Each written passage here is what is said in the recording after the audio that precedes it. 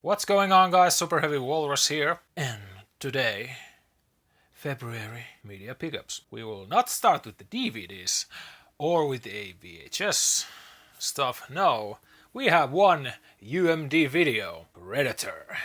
Oh yeah, this was really cheap. Like, I'm not actually, collecting UMD stuff for the PSP, but when there's a certain movie that I want to collect, like with Predator, here it is. And, it's Predator. It's really, really, really good. So that's why I bought it. On the same flea market, there was a lot more UMDs, but most of them not interesting movies for me. And now let's go to DVDs. Here is The Cell. Oh, I didn't even notice. Director's cut. Arrow just released, or previously released, 4K version out of that. I'm not that interested of buying that. We will watch the DVD first. Then Night Watch, starring Pierce Brosnan, based on Alistair MacLean's novel Night Watch. Just really, really cheap global video stuff. Yamakasi, some sort of a parkour film maybe from France. Yeah. Then Spike Lee movie Jungle Fever, the Finnish name Vida Kuume. A literal translation actually. Just Jungle Fever means Vida Kuume. Then Dolph Lundgren in Diamond Dogs. This was a Canadian-Chinese production. Yeah. Then Jet Li in The One. Also, this has 88FILMS Blu-ray out there, but yeah, really cheap DVD, because I don't actually mind sometimes about the picture quality. When I want to see some movie, DVD is fine enough. Then Vertical Limit, a movie which I've never ever cared about. And then I saw 88FILMS again releasing a Blu-ray out of this with new extras or something. But yeah, really cheap DVD again, so I'm gonna watch that from that DVD. Then Peter Hyams directed Musketeer. There's a lot of Musketeer movies. God damn. Sometimes I don't even remember what are the ones that I want to see. Then this must be a really good action movie, Dead Drop, starring Luke Goss and Cole Hauser and Nestor Carbonell. Take One DVD and a Nordic cover release with all the Nordic languages in there. The Finnish translated text is awful. It's so hilariously awful. It's so bad. Like it's just so bad. Take One has that thing. If it is a Nordic cover release, the Finnish premise, synopsis text, it doesn't make any sense. Then Atlantic Film and Another World DVD release. A Belgian film, Nightmare on Left Bank, Peter Van Hess movie. 50 cents, by the way. And Dead Drop as well. Well, this and some just shitty ass horror or something, wilderness. Yeah, Dead Drop, Nightmare on Left Bank, this and 3 more to come were from a flea market that usually doesn't have that much movies. Yeah, 50 cents. 50 cents a piece. It was really great. Ryan Usna's Rottweiler. Just that kind of a movie that I was interested back in the day, but never ever watched it. I noticed that DVD was out, and the price was always like starting from €2 and up. And now it was just 50 cents. It's great. Then Wes Craven movie Yölento. The original title is Red Eye. Yes, some sort of a airplane horror. And again, 50 cents. Like Reeker, Evil is in the Air. Again, a movie that I was intrigued because of the cover art. But yeah, always the price was like, yeah, I'm not interested that much. And now 50 cents again. So that was a really good place. One table, a lot of movies for 50 cents. That was great. And then there was another table at another flea marketplace. Euro 50, not bad, because the one that I was just, oh my god, really? You have a screen-bound UK import DVD of a movie Helga, She-Wolf of Stilberg, directed by Alain Bayet. And this is their Maison Rouge line. Eurocine Paris.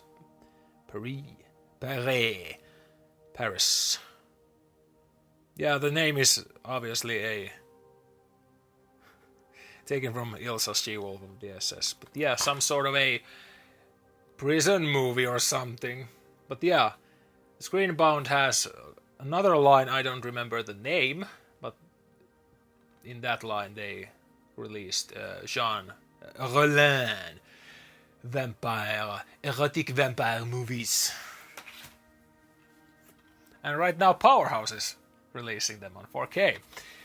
Yeah, then here is Turisti, which means a tourist, but this is Ruben Östlund's Force Majeure movie. I actually saw one clip of this movie and I was okay, yeah, that's interesting.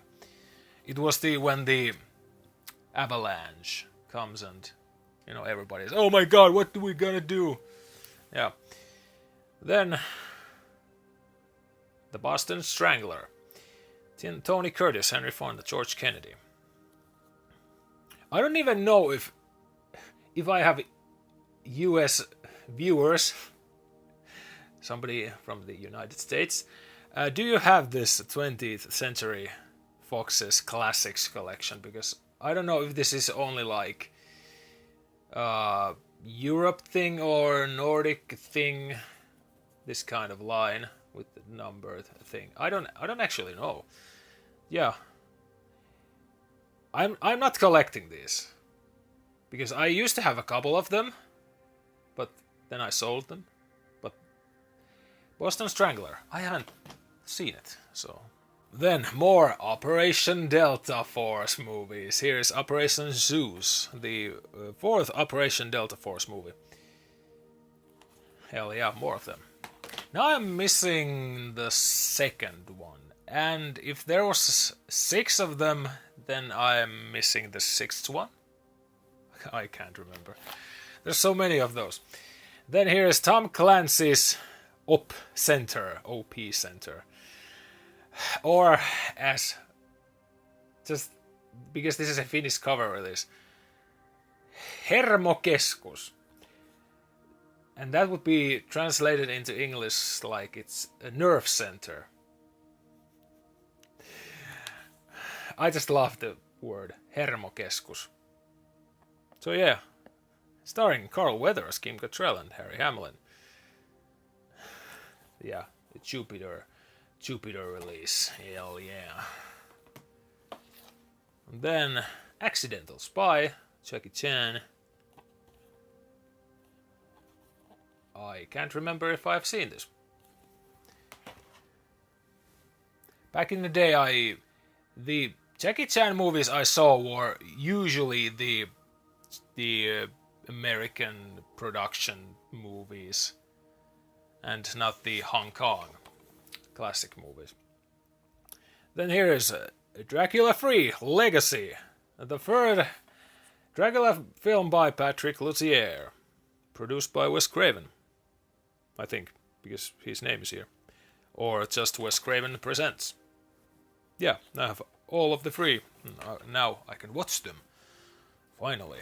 And then the last DVD here is John Frankenheimer movie Ronin, starring Robert De Niro and the guy Jean Reno. Oh, Sean Bean is here. Jonathan Pryce. Stellan Skarsgård. Okay. Cool looking. I like the this digipack or something. Really great condition actually, and really cheap. And then on to Nordic Blu-rays. Here's, oh my fucking god, what I have fucking bought this time. The Hangover Games. A spoof movie from 2016 or 14, I can't remember. And actually I watched this on February. Yeah. Well, this was really cheap. And I was wondering, just I would like to do this sort of a timeline of spoof parody movies and see how they have changed, because all of these 2010s and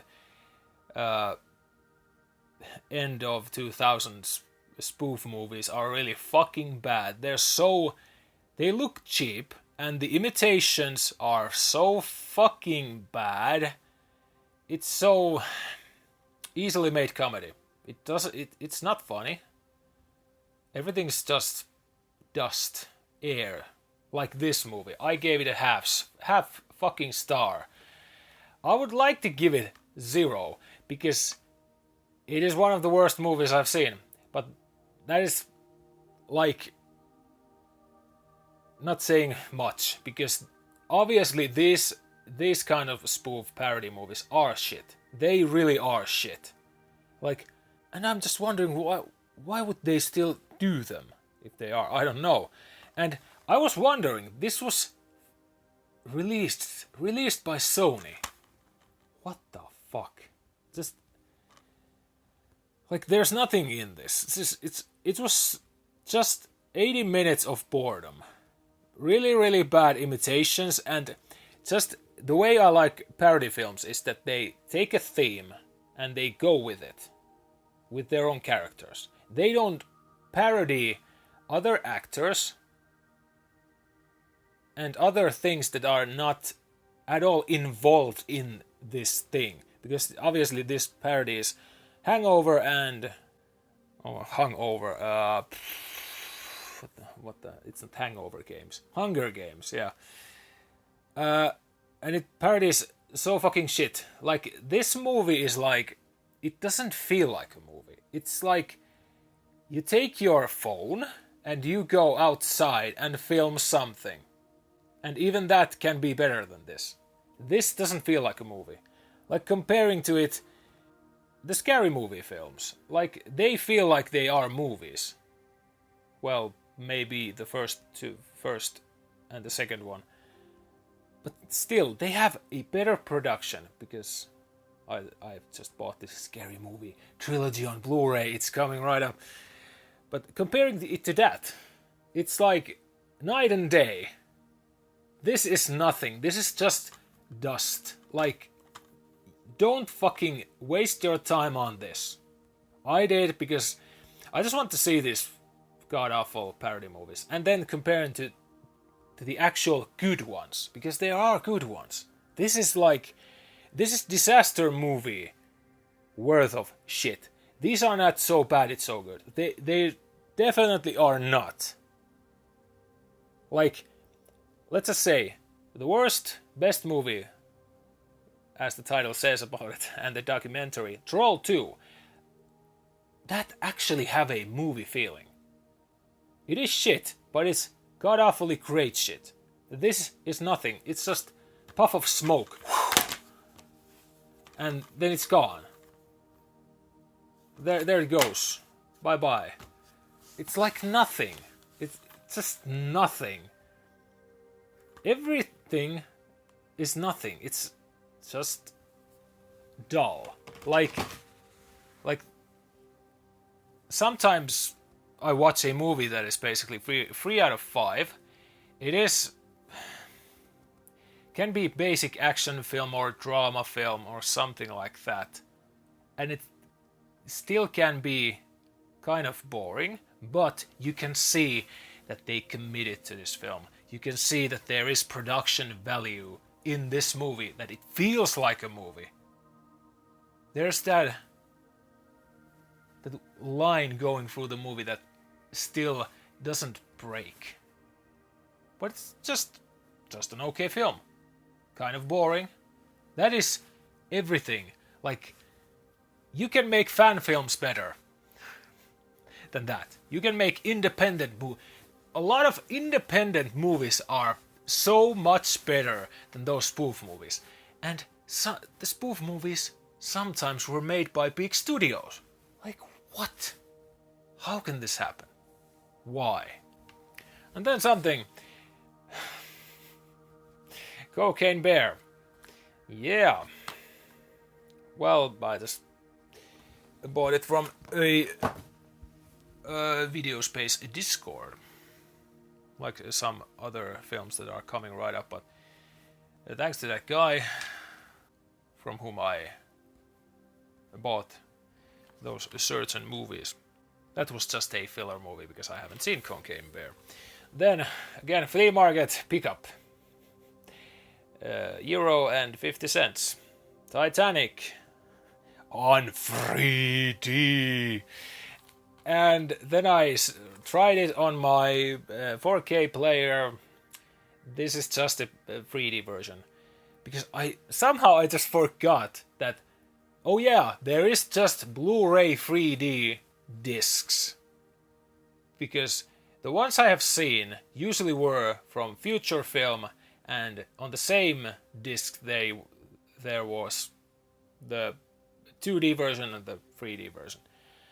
But there's a lot of these, so right now I can't watch it, but I bought it because it was really cheap, and I'm gonna collect James Cameron films.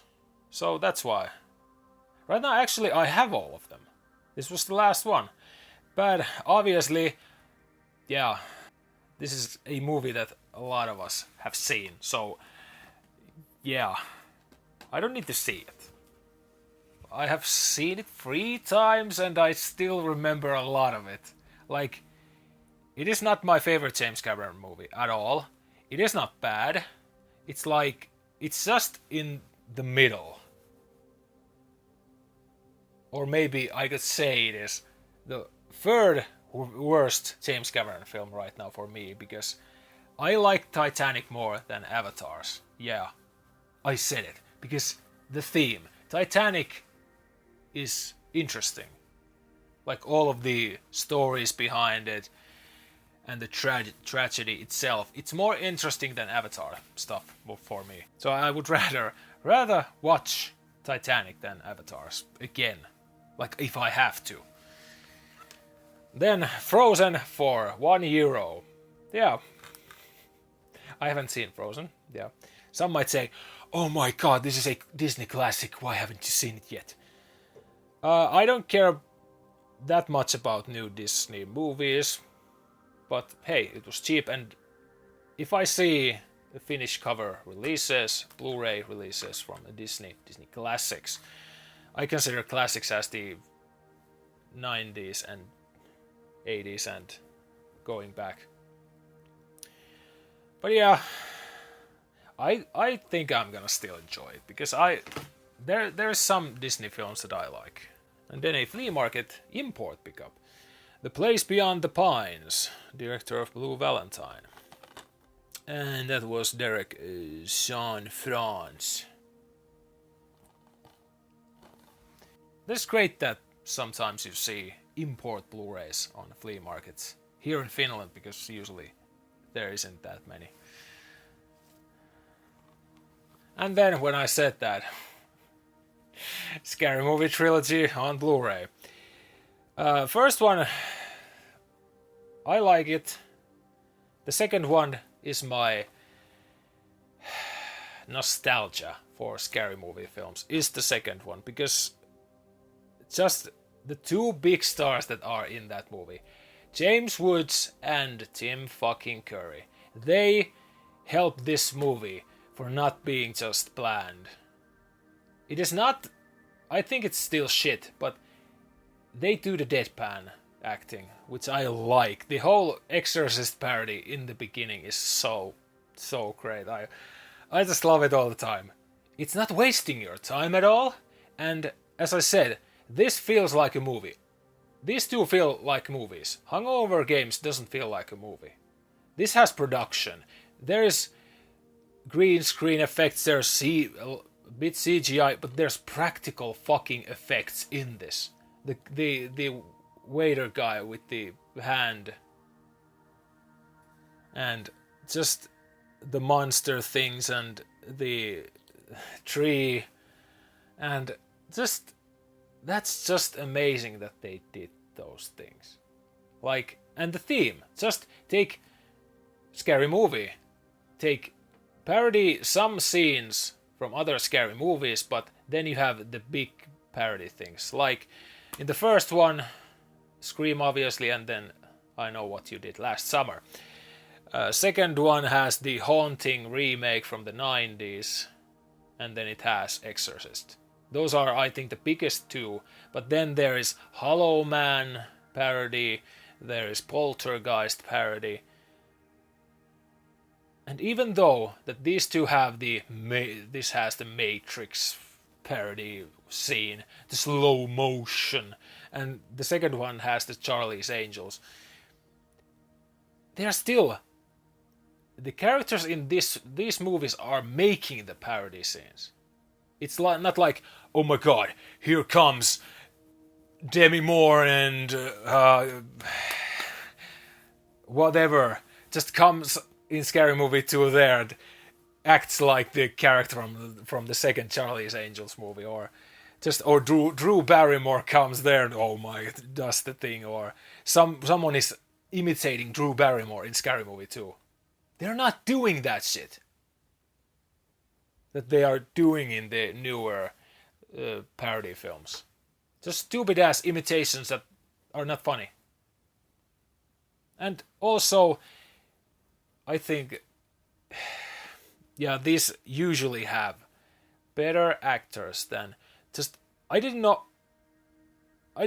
any of the actors from the Hangover Games, except Tara Reid is there from Sharknado and some other. But yeah, Scary Movie 3 is okay, and just my liking these movies stops at 2. The third and the fourth one, they have Leslie Nielsen, which is great. That's why those aren't that bad. But I like the first two the most, because in Scary Movie 3, it's not just kind of a horror films. Signs ain't that kind of horror film. The Ring is, so there's the two biggest ones, but then it has this Eminem parody thing. Which is, yeah, now you're parodying not a scary movie. Now you're going way away from your usual, what I like about these two. You're parodying scary movies the most, but you don't have that big scenes from just not from any horror films. And same with the fourth one, but yeah, that's why I just wanted to see the second one on Blu-ray.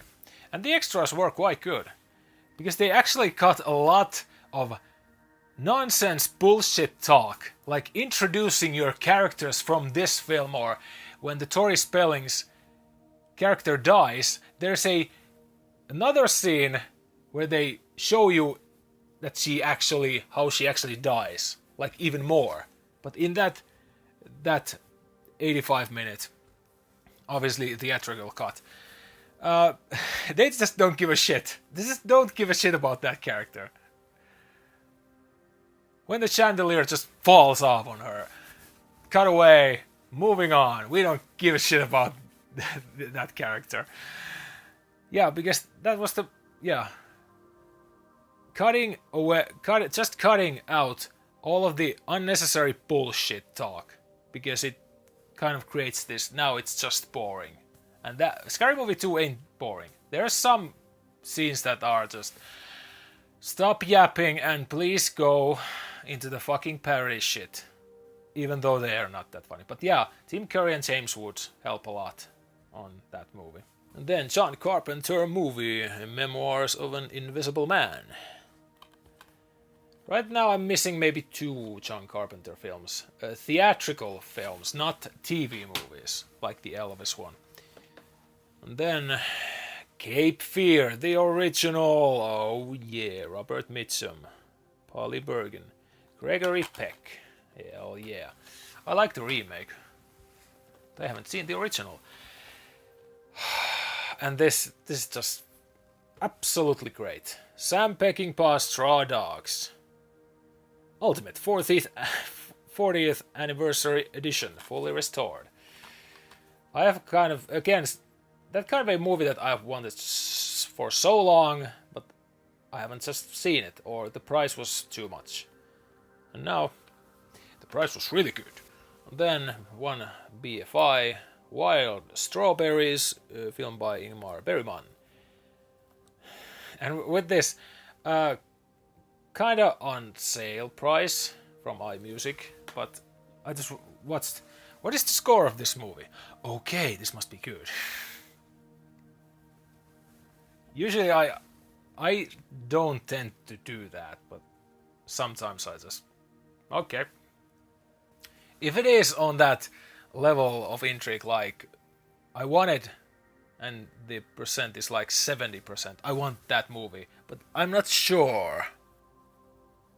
It should be on the 50% level, but yeah, for me right now 70% is like maybe or no. And then I watched how people have gave what reviews people have given a certain movie. Then 88 films, a lot of it actually. Some of these were from a warehouse sale where everything must go, and decent priced on sale, like Legacy of Rage, Ronnie Yu film, the collector's edition. Which is kind of funny, this was like 13 euros or something, and then they had the standard edition which was 20 euros. Okay, obviously this is going out of print, so yeah, I understand it, but still, why would you buy the standard edition at that point? Then something that was really cheap from there, Lance Henriksen in Mind Ripper, Wes Craven Presents. Also known as Hills of Ice Part 3. It was supposed to be Hills of Ice Part 3, but then bloop, nope. Yeah, this was like 3 euros. And there was a few of those there, and they were on my shopping cart, and then when I looked for something else like Tigan collection stuff, then they were sold out, like so fast. And that's why I only got one Tigan collection, the Body Stealers. Hell yeah, really, these are really good looking releases. Doom Watch was on my cart, but I was just wanted more to see what was on sale. And then something newer ones. I think this was released on January, maybe. Love Unto Waste, directed by Stanley Kwan. More Hong Kong drama films. And then Japanarchy. Anarchy movies from Japan. Love and Crime. Teruo Ishii movie. Oh yeah. More Teruo Ishii.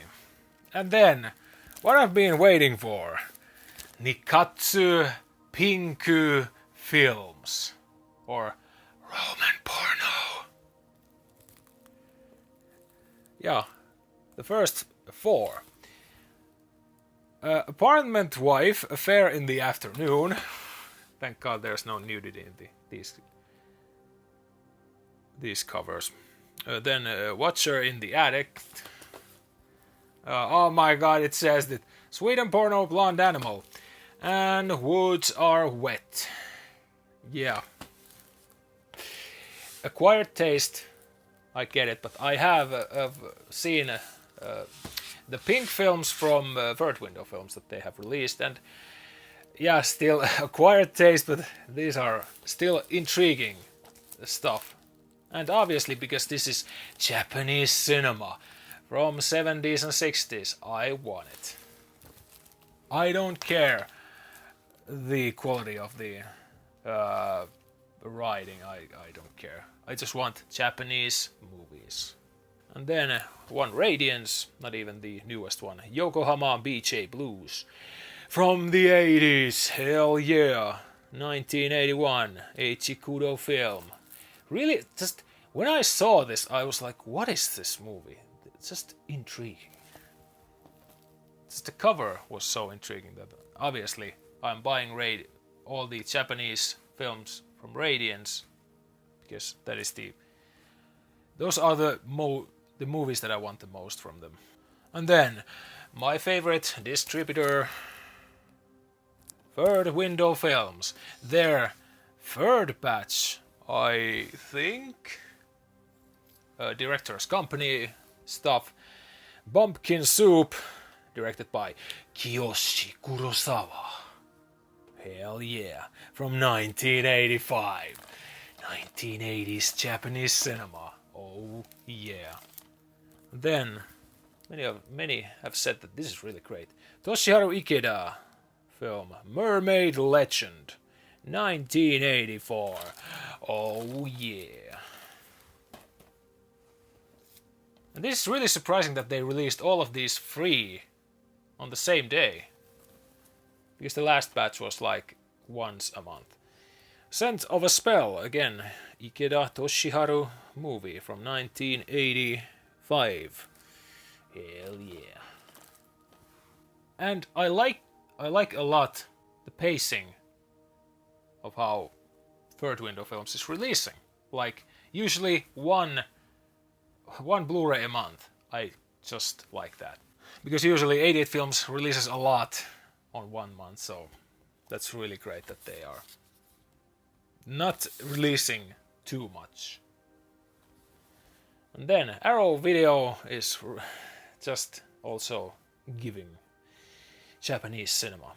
Raizo Ichikawa, A Certain Killer, and then Kazuo Mori's Killer's Key. Hell yeah, from 1960s. And then on to 4K. Life Force 4K. Both cuts on 4K. Hell yeah, one of my favorite Tobe Hooper films. Maybe my second favorite Tobe Hooper film. Because I just love Texas Chainsaw Massacre. But I love this as well. Just the outer space vampires who suck your life out, and all of the effects are so amazing. This is just... I just love it. I know some don't like it that much, but I do a lot. Just like a lot. 9 out of 10 for me. Or 4.5 out of 5. And then we have the big ass oh my god box set from Hammer. Their first official, their own release. Not distributed by Studio Canal or Universal, Icon Entertainment, Optimum Home Release or Warner Brothers. Captain Kronos, the Vampire Hunter. Oh my god, the box. And I'm still wondering when I see that it has 2 4K discs. But yeah, obviously I will unbox this. Oh my god set. Just look at it. It weighs a lot. And already, many have said that that is one of the best releases of this year. Already we have that. This was previous year's one of the best releases, and here it is finally. I bought it. Godzilla -1 4K Collector's Edition from Anime Limited? Anime? But how? Well, just surprising in that Anime Limited usually, yeah, from their name you can just obviously tell that they release anime. But I think this is their first live action release. Oh wait, it is not. Yeah, it is the Never Ending Something, the Hayao Miyazaki documentary. I think it's the first live action, but that's a documentary. This is a theatrical movie.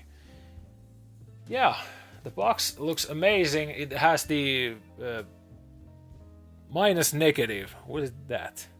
But the black and white version of the movie also.